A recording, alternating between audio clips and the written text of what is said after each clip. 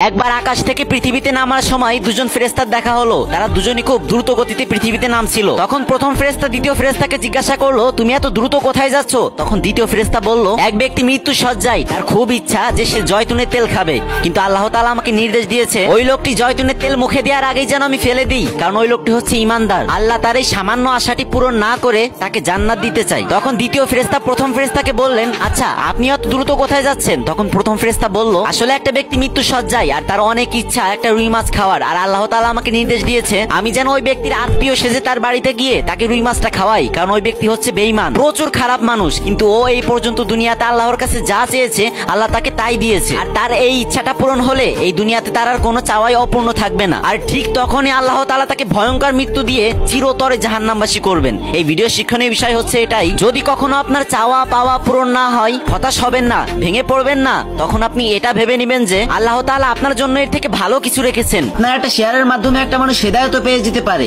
অনেক তো গান বাজনার ভিডিও শেয়ার করলেন ভাই, এবার না হয় একটা ইসলামিক ভিডিও শেয়ার করেন। আল্লাহ আমাদের সবাইকে বোঝার তৌফিক দান করুন, আমিন।